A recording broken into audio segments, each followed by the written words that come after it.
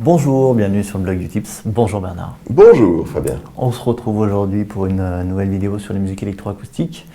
Je voulais te demander, pour ceux qui veulent s'intéresser à la culture électroacoustique, peut-être que vous en faites déjà, vous composez de la musique électroacoustique ou pas, quels sont les vieux compositeurs que selon toi on ne peut vraiment pas passer à côté de ce qu'ils ont fait, de ce qu'ils ont produit comme œuvre?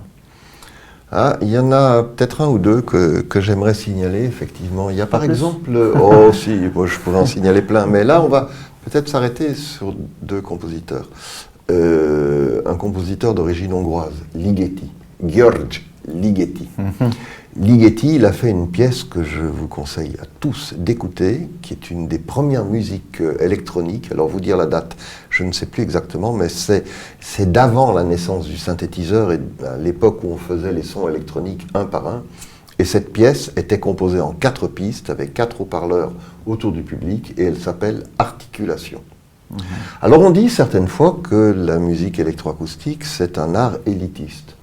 Et qu'on se dit, oulala, il nous parle de articulation, un vieux machin électronique, etc. Non, Ligeti, vous allez voir 2001, l'Odyssée de l'espace, et vous l'entendez aussi, il a fait de la musique pour ce film-là. D'accord. Donc, c'est quelque chose, on peut y aller et on peut y aller en toute confiance. Ça existe en stéréo, tu parlais de 4 pistes. Mais... Alors, Articulation, ça a été après adapté dans une version discographique en stéréo, effectivement.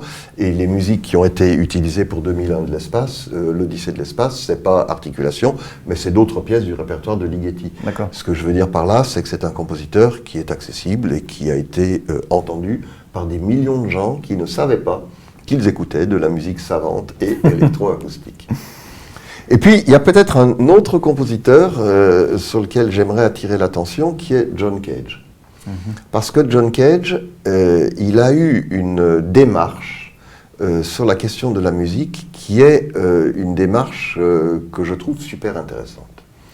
Au lieu de dire « écoutez ce que je fais, vous allez voir, c'est de la musique », il proposait aux gens d'écouter des choses et c'était eux qui décidaient si c'était de la musique ou pas. De quelle manière? Alors, justement, de quelle manière? Eh bien, en fait, si j'écoute un paysage sonore, je peux dire, c'est juste un paysage sonore, c'est pas de la musique. Mais si je l'écoute avec une oreille musicale, alors j'entends de la musique là-dedans. Et j'entends de la musique dans les chants d'oiseaux, et j'entends de la musique même dans les activités humaines, etc., etc. Alors, par exemple, il avait dit un truc que je trouve drôle et que je cite souvent. Il disait, qu'est-ce qui fait le plus de musique? Est-ce que c'est un camion qui passe dans la rue, sous vos fenêtres? Ou est-ce que c'est un camion qui passe sous les fenêtres d'un conservatoire? En fait, le camion, bien évidemment, il fait le même son, mais tout dépend de l'oreille de celui qui écoute. Et chez John Cage, tout se joue ici. Tout se joue dans votre écoute à vous et dans le fait que vous avez la posture d'un auditeur de musique. Et voilà donc Ligeti, John Cage, deux compositeurs extrêmement différents et je vous conseille d'aller vous pencher un peu sur leur musique. On ne s'ennuie pas avec eux. Tant mieux. Non. Merci Bernard. À bientôt. À bientôt.